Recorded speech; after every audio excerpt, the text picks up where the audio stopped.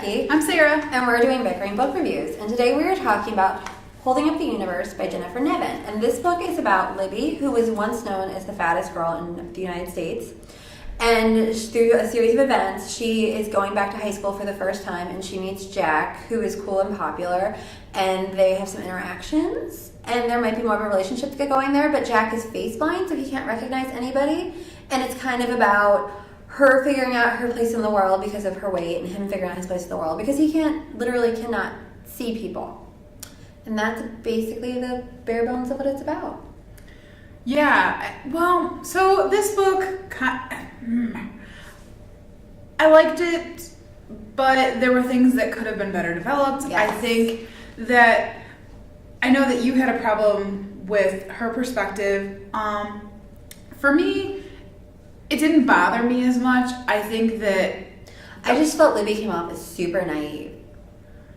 Well, but the way that she interacts with the world just didn't seem accurate to me. Like, her thought processes, her actions, just, they didn't seem right. And she was supposed to be at one point bedridden because of her weight, and she's still supposed to be heavy, and there are no other medical issues. There's no issue, like, she talks about how great she feels all the time. There's no bone pain, there's no joint pain, there's no diabetes issues. And as somebody who's always had an issue with their weight, I mean, these things happen. Well, and then even just the part where she can, like, she's running as fast as one of the athletic boys and, like, climbs a fence without even thinking about it. I'm sorry, at like over 300 pounds, you're gonna pause. I mean, it's one thing to get started running, but it's a whole other story to stop it. Yeah, I didn't feel like it was realistic. And like the way that Libby is like the way she goes out into the world is like you would expect a little kid to go out into the world. And she was supposed to have been pulled from school, and she was supposed to have been homeschooled, but that was because of bullying. So you would think that she wouldn't be quite so... the only one I can think of is naive. Well, my issue was she was pulled out of school for bullying, so obviously she's aware of her weight, and the thing is, like, she has no thought of, like, her weight as she moves through things. Like, even just moving through a crowd, you're kind of aware of the own space that you take up when you're moving through, and she doesn't even have any of that. And then, so I liked the parts about Jack. I thought Jack was an interesting character. I thought that he was on the road to being a great male lead. But I just didn't like, not that I didn't like the way she describes the face blindness, I just thought it was done way better in Bone Gap.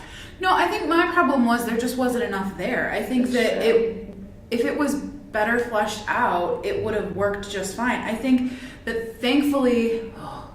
I read Bone Gap because I knew a lot of that background information because of that. I love Bone Gap. But, like, without Bone Gap, I wouldn't have known why certain things worked the way they did. Like, for example, he was able to kind of know who she was better because she was totally different than the norm of society. Right. And they really get into that in Bone Gap, but they don't in this book. Well, in Bone Gap, without going too much into Bone Gap, because there's a video on Bone Gap, they talk a lot about how people move and about how like even just like their slight like the way they toss their hair, the way they enter a room. And I feel like Jack kind of glosses over that. And Jack is actually a character that could have been a great whole book of a character. His mother was Creole and African American. His father was white. They were living in this small town. I mean, his mother was a lawyer, and there's a point in the book where his mother gets angry at him because he's in a fight in school, and she's like, you know how people are always going to look at you. And I'm like, that is such a strong message that they could have put in here, and it's just kind of glossed over. I would have loved a whole book about Jack. Yeah, I would have too. He was very...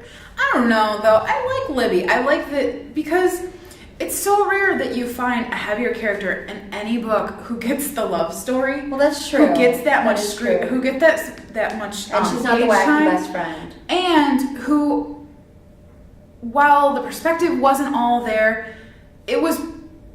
weight issues were addressed pretty posibly, I think. Libby was a positive character. That is true. I mean, and that's super rare. Maybe my issue is that they both should have had their own book. That there should have been enough story for both of them to have both their own story. And by mushing them together, I felt like neither got their just due. Okay, that I could see. That I can agree with.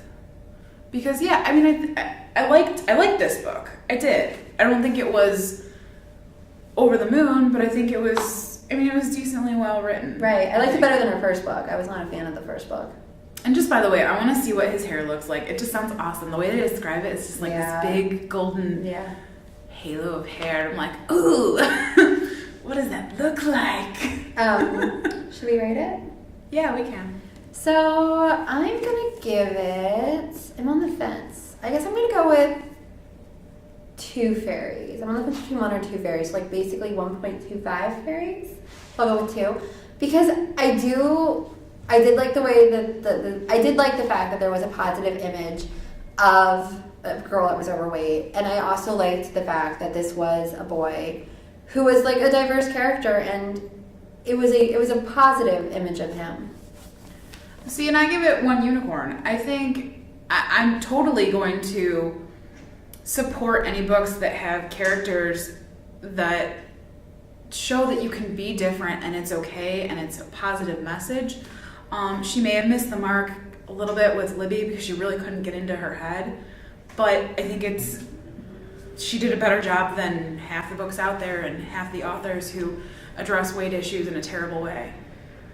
And that's where we are on Holding Up the Universe. Woohoo! Bye.